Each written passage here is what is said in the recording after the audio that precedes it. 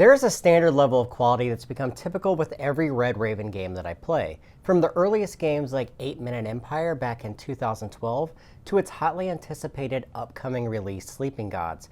I spent a lot of time playing, dissecting, and mostly just marveling at the breadth of talent that owner, creator, artist, and graphic designer Ryan Lockett has been able to infuse into his growing library of games. So when I was asked just a few days ago to produce a video for their upcoming Kickstarter game Rift Knights, I literally jumped at the opportunity knowing full well that I had a very limited amount of time to learn the game, to play it, and to present its core mechanisms in a clear and concise way.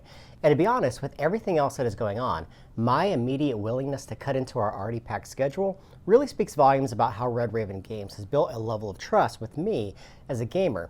And that's a pretty rare thing. And I'm glad that I was able to fit this in because I quickly discovered that it actually pushes more than a few buttons that I really enjoy in gaming. So today I'm going to give you a very brief idea of what to expect from Rift Knights if you decide to back this project. First, this is a completely asymmetrical team game for 2 to 6 players, with each of the two teams trying to accomplish their own set of goals. One team will play the Ancient Order of Holy Knights, whose sworn duty is to defend the 8 Elder Sages that protect a seal to the underworld, keeping the forces of darkness at bay. The other team controls the demons, who are emerging from that same rift, attempting to destroy the elders and in turn break the seal to the underworld before morning comes. And although each of these two factions marches toward victory in very different ways, both sides play similar enough mechanically so that once a player learns the basic flow of gameplay from one faction, they can easily transition over to playing the other with just a few unique rules that govern very specific actions that only one of the two factions can take. And as you might have already guessed, Rift Knights is a competitive game that pits these two factions against one another. However, the designer does have rules for cooperative play that should be revealed later in the Kickstarter campaign, but for now I'm going to strictly talk about the competitive play, and specifically at 2 players. Just know that there are of course rules for odd numbers of pairings, like 2 players versus 1, or 3 versus 2. So make sure that you take a moment to look at those rules for yourself. However, no matter the player count, each side will always have the same number of knight and demon characters in play, and all the rules will fundamentally stay the same.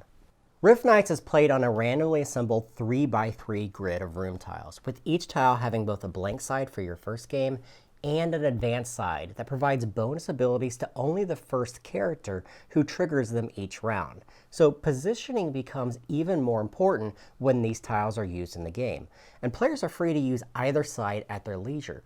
Although it is suggested that if you use the bonus sides, only 4 of the advanced rooms bonuses are going to be used per game.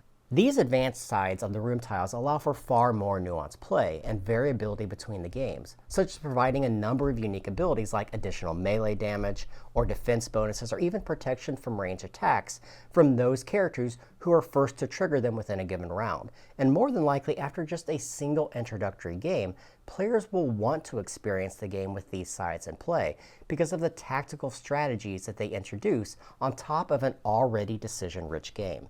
And no matter which tiles are used, the seal, which is represented right here, is always placed in the center of the map tiles and represents the spawning point of the demons throughout the entire game.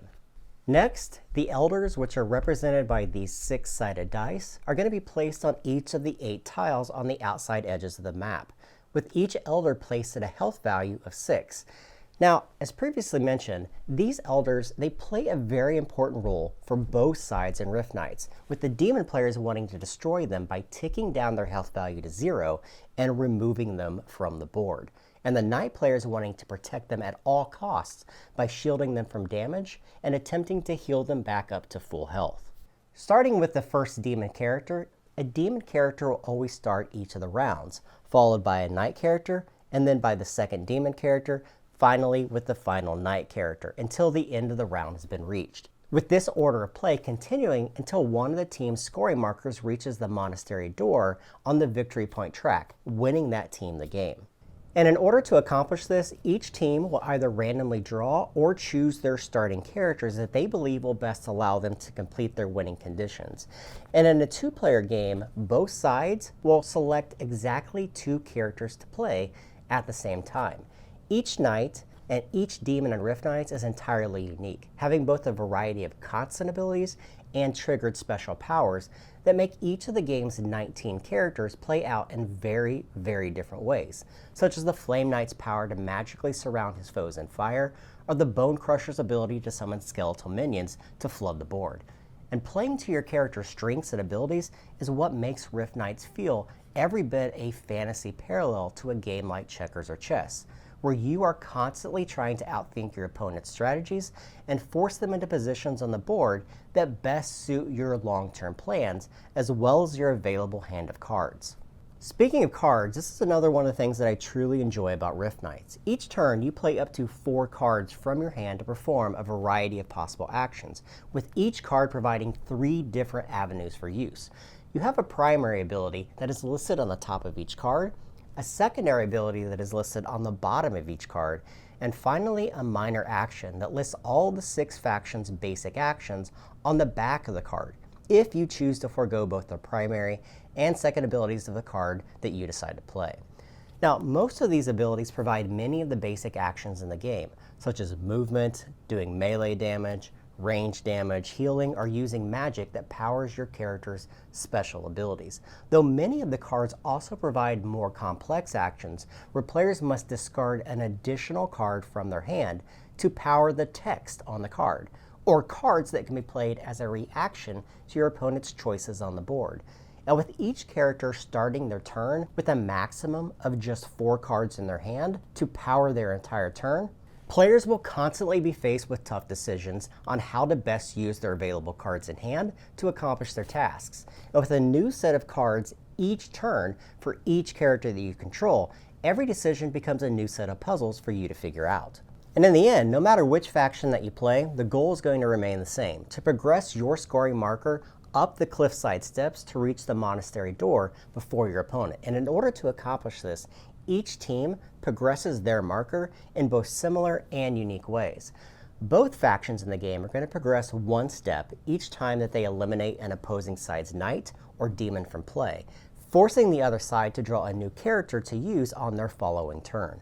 Additionally, the knight players automatically progress 1 step at the end of each round, simply for surviving the round, attempting to hold on until daylight, while the demon player progresses 2 steps for each elder that they eliminate from the board.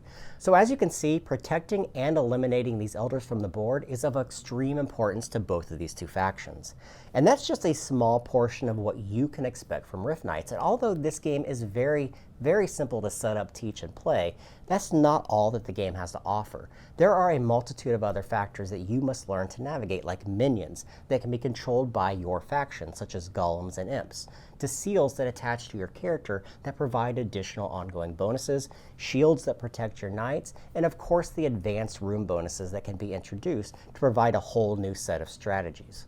So that is Rift Knights. I hope you have a better understanding of what you'll be getting into with this Kickstarter. I want to remind you that everything that you saw here today was, of course, prototype form, so please check out their Kickstarter page to see all the final components. If you have any questions about the game or want to know my personal thoughts, please make them in the comments below, or feel free to join our Discord server to ask me directly there. And as always, thank you for watching.